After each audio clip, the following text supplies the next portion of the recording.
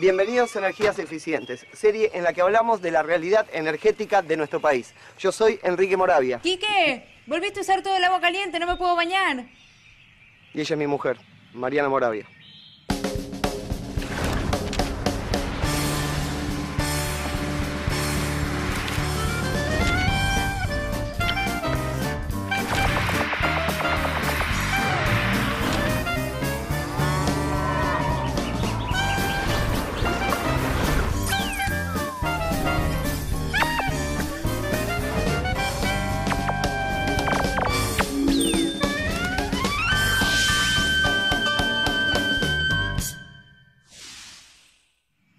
Estamos en la Ecovilla Gaia, en el partido de Navarro, a 110 kilómetros de la ciudad de Buenos Aires. Vinimos acá porque es un lugar ideal para desarrollar... Ideal para descansar, para relajarnos, para disfrutar de esto, de la naturaleza. No, Quique, no vinimos acá para descansar.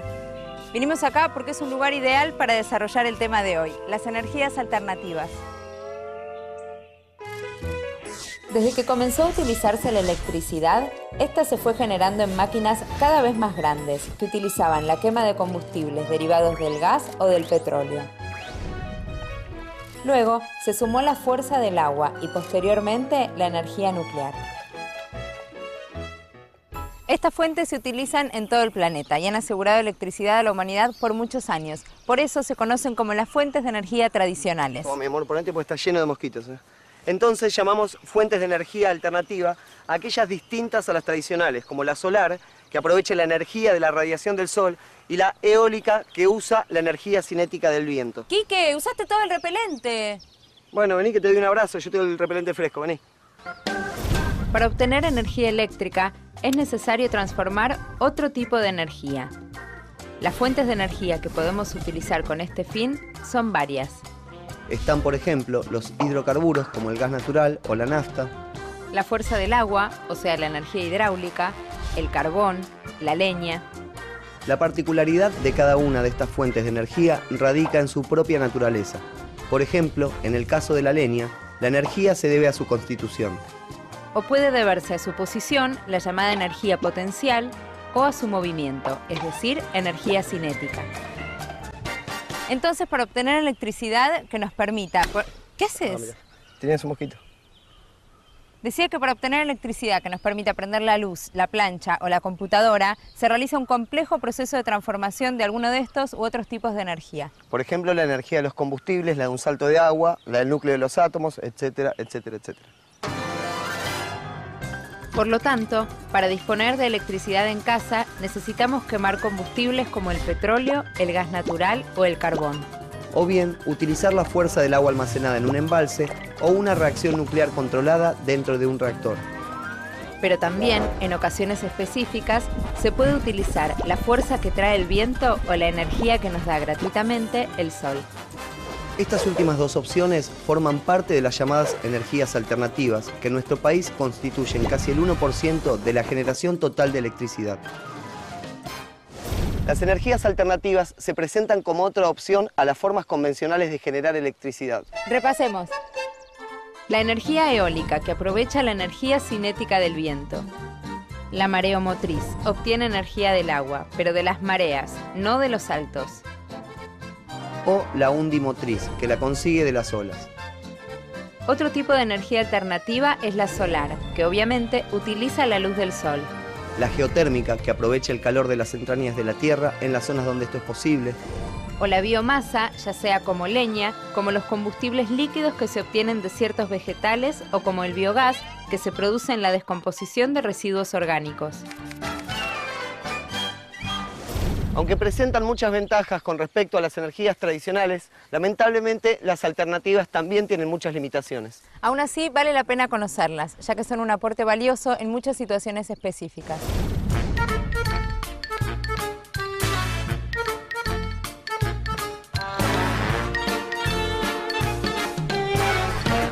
¿Qué haces? Me estoy haciendo unas papitas al horno solar con un poquito de romero. ¿Y qué vas a almorzar a las 10 de la mañana? No, las estoy poniendo ahora, pero seguro que para la noche van a estar listas. No, Quique, este artefacto está diseñado para capturar la energía solar y calentar su interior. Estas papas van a estar en menos de 1 hora. Solo hace falta un día soleado para cocinar cualquier comida. Esta es básicamente una de las maneras en que se puede aprovechar la energía solar, a través de colectores solares. Así como ese colector permite cocinar, este otro especialmente diseñado brinda agua caliente a una casa. Estos colectores son cada vez más populares en el uso hogareño. Podríamos comprarnos uno, ¿no? Sí, están a la venta en muchos comercios. El sistema consiste en un circuito cerrado de agua que circula a través de una serie de tubos dentro de una caja negra. Dicha caja está cerrada con un vidrio en su parte superior como un mini invernadero. Dentro de esta caja se logran grandes temperaturas cuando incide el sol. Este calor se transmite al agua, que pasa por un intercambiador de calor similar a un termotanque antes de ser utilizada en el hogar. Si bien no se reduce el consumo eléctrico con el uso de esta tecnología en nuestros hogares, sí se pueden lograr importantes reducciones en el consumo de gas natural que usamos para calentar el agua. Ahí sale caliente de nuevo. Lamentablemente este aprovechamiento depende de las horas de sol que tengamos en el lugar. En un día nublado o de noche no podremos obtener nada de esta energía. Por eso es necesario complementarlo con métodos convencionales. El mismo principio de los colectores solares se utiliza a gran escala para generar energía eléctrica. Colectores compuestos por miles de espejos concentran la radiación solar en un punto llamado receptor, donde se calienta el agua u otra sustancia hasta convertirla en vapor. Este vapor, como en las centrales térmicas a vapor, es utilizado para mover grandes turbinas, que a su vez hacen girar un generador eléctrico. Estas centrales solares termoeléctricas necesitan una superficie de 10 a 100 veces mayor que la necesaria para una central térmica convencional. Y solo pueden instalarse en zonas muy específicas con un alto índice de irradiación solar y muchas horas de luz. Además, dada la gran cantidad de espejos y el posicionamiento individual de cada uno, su construcción y el mantenimiento son muy caros.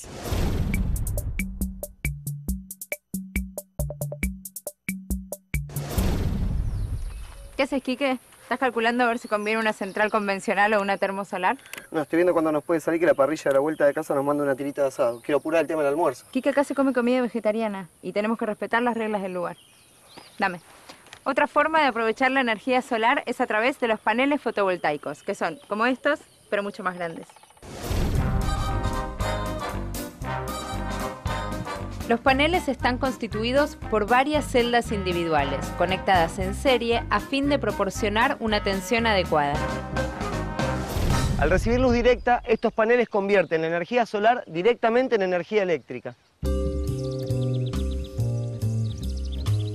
Por el momento no es razonable pensar en centrales eléctricas constituidas por paneles fotovoltaicos. La tecnología todavía no avanzó lo suficiente. Por eso el uso de estos paneles se limita a situaciones puntuales, como las de algunas comunidades aisladas del interior de nuestro país a las que no les llega la luz eléctrica.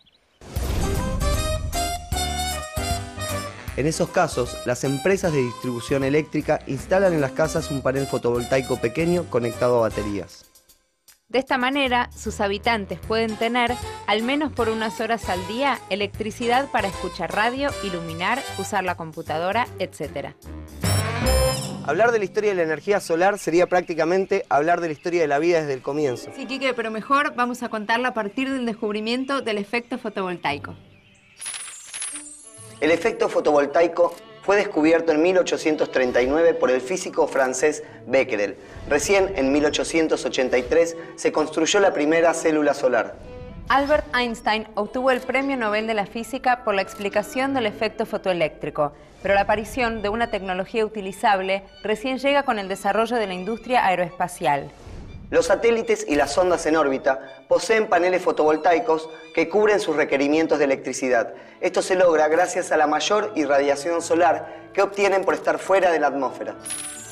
La solar es una energía limpia que no genera gases de efecto invernadero. Sí, lástima que por su construcción y mantenimiento la central solar termoeléctrica sea tan cara. Bueno, escala por ahora. Sí, además la energía fotovoltaica no es viable a gran escala y las dos solo generan electricidad cuando hay sol. Sí, pero no necesita combustible de ningún tipo y no reduce los recursos energéticos fósiles. Sí, pero siempre hay que tener baterías o algún sistema de generación eléctrica para cuando no hay luz solar. No genera ruidos. Su uso es limitado. Además... Espera, Mariam, porque en realidad hablar de energía solar es hablar de muchas energías que utiliza el hombre, porque la mayoría depende de ella.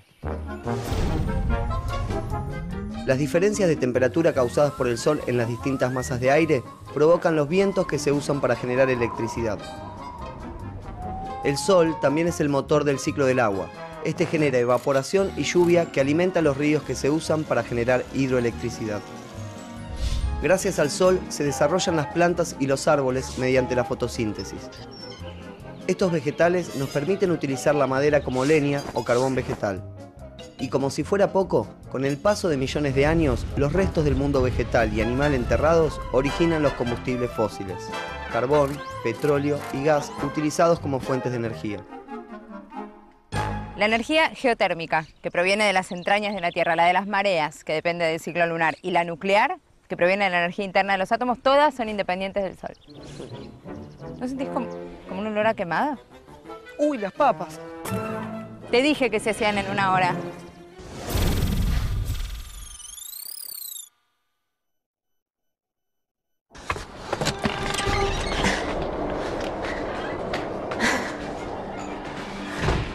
Una de las energías alternativas más interesantes es la del viento, la energía eólica. El término eólico proviene del latín aeolicus, relativo a Eolo, dios de los vientos en la mitología griega. En este momento, con esas máquinas que están afuera, se está generando electricidad simplemente a partir del viento, sin ningún otro tipo de combustible.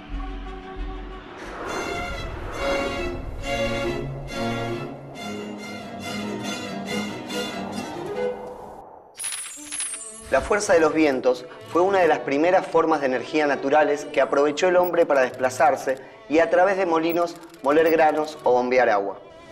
La primera referencia histórica del uso de los molinos data del siglo V a.C., en una zona cercana a Irán y Afganistán. A lo largo de la historia se han desarrollado diferentes modelos de molinos de viento. En la actualidad, el aprovechamiento de la energía eólica está orientado a la generación de energía eléctrica. Pero no por eso se dejaron de usar los clásicos molinos de viento de las pampas para bombear agua. Si estos molinos fueran reemplazados por bombas eléctricas, para obtener la misma cantidad de agua demandarían un consumo muy importante de energía eléctrica. Alrededor de 360.000 molinos en nuestro país permiten aprovechar una energía cercana a la generada por 130.000 toneladas de petróleo. Desde que aparecieron los molinos diseñados para generar electricidad, este tipo de generación eléctrica evolucionó de manera cada vez más eficiente. Los aerogeneradores son cada vez más grandes y sofisticados. Algunos son tan altos como un edificio de 25 pisos.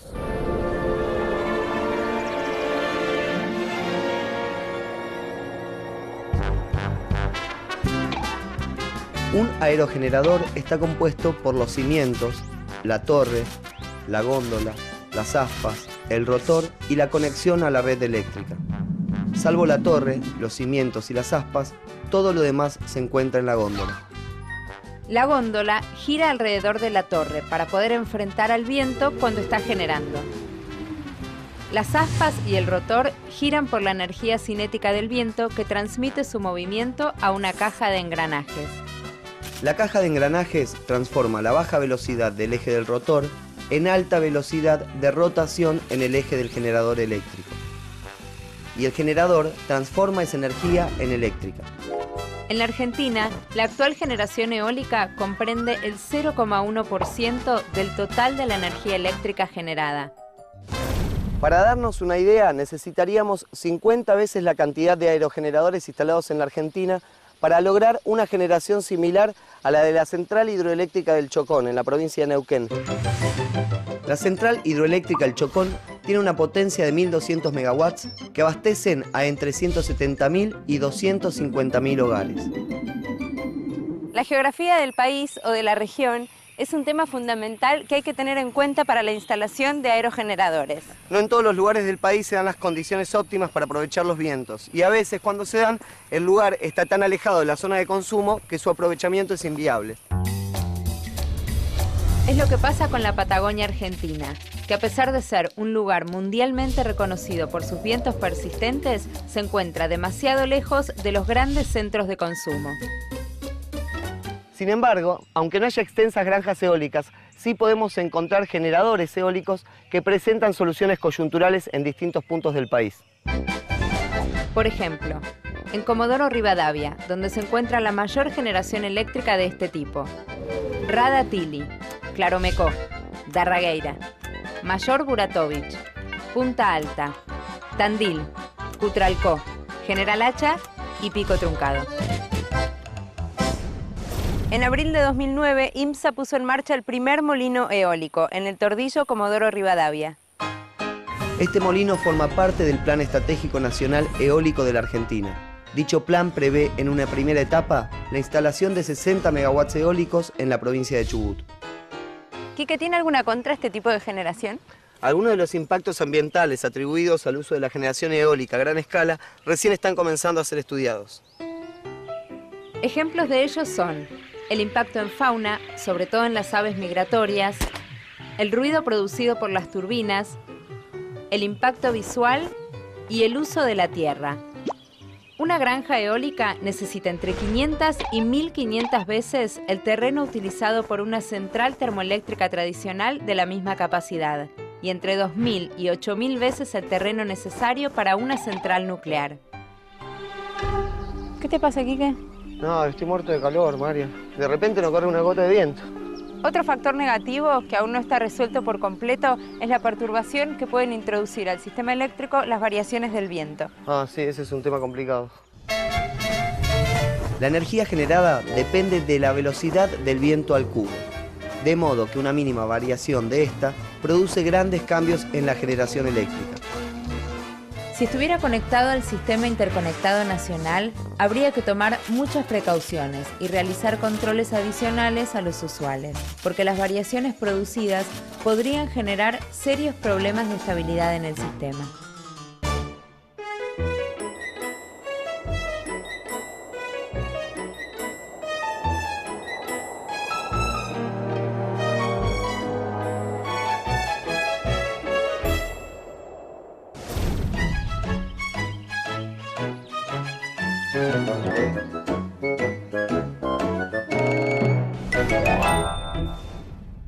Tanto la energía solar como la eólica sirven para generar electricidad. Pero ¿qué pasa con el gas? ¿Cómo que qué pasa con el gas? Claro, ¿qué energía alternativa podemos utilizar para generar gas? Bueno, está el biogás, que es una mezcla de gas natural con otros gases que provienen de la degradación de materia orgánica.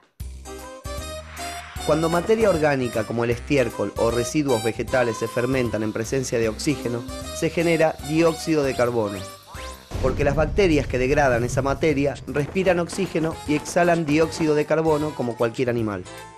Ahora, cuando el proceso de fermentación se produce en un medio en el que no hay oxígeno, aparecen otro tipo de bacterias llamadas anaeróbicas, que no necesitan oxígeno y además de eliminar gas carbónico, expulsan otro gas, el metano. El biogás se produce en un recipiente cerrado que se llama biodigestor. El biodigestor tiene un conducto de entrada por el cual se suministra materia orgánica, como estiércol o residuos de mataderos, mezclada con agua. Los materiales que ingresan se llaman afluentes y los que egresan, efluentes. El proceso de digestión que ocurre dentro del biodigestor libera energía química contenida en la materia orgánica que se convierte en biogás. El conocimiento del biogás es muy antiguo. Se produce en forma natural, principalmente en los pantanos. Es por eso que al metano se lo suele llamar el gas de los pantanos. Al biogás obtenido en un biodigestor se lo puede utilizar como si fuera el gas natural que normalmente usamos para cocinar, calefaccionar, para algún proceso industrial, etc. Pero con la ventaja de poder obtenerlo en forma continua y aún estando en una zona aislada a donde no llegue el servicio de gas natural. Por otro lado, los residuos de los biodigestores son un excelente abono natural que permite recuperar suelos degradados por cultivos intensivos.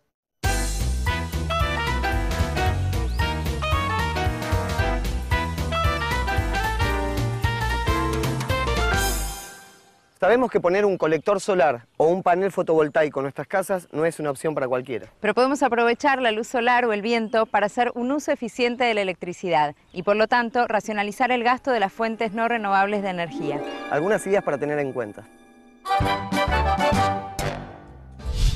Si arregla todas las ventanas, puertas y tambores de persianas mal ajustadas que puedan producir corrientes de aire, necesitará usar menos calefacción en invierno. Usted puede aprovechar la luz natural del sol empleando colores claros para decorar su casa, ya que absorben menos luz y la reflejan. Al comprar una vivienda deberíamos fijarnos en las características térmicas de la construcción. Para mantener la misma temperatura interior, una casa bien aislada consume la mitad de energía que otra que no lo está.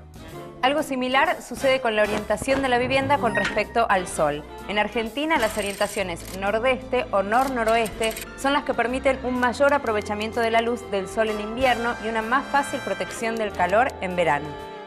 Si su vivienda no está bien orientada con respecto al sol, poniendo toldos en las ventanas, reducirá la radiación solar que entre por ellas. De esta manera será menos necesario el uso de aires acondicionados o de ventiladores.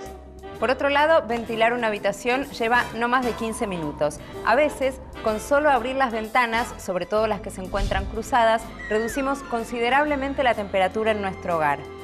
Por último, tengamos en cuenta lo siguiente. Utilizar la bicicleta o caminar son actividades que ayudan a disminuir el consumo de las fuentes de energía fósil que se necesitan para producir combustibles. Y al mismo tiempo, el ejercicio nos hace bien. La incorporación de las energías alternativas puede ayudar a reducir los consumos de combustibles, a la vez que aumenta la generación de electricidad. Además, no generan gases de efecto invernadero, con lo cual no contribuyen al cambio climático. Sí, bueno, eso se puede hacer acá, pero no en todos lados. Los diferentes aprovechamientos de energías alternativas, por lo general, son mucho más caros que los sistemas convencionales. Sí, siempre lo nuevo suele ser más caro. Aparte, en nuestro país, las regiones propicias para la generación de energía eólica y solar a gran escala están muy alejadas de los centros de grandes demandas de electricidad. Por lo que hay que tener en cuenta que para llevar esa energía a los grandes centros de consumo se requiere de obras de transmisión de gran envergadura.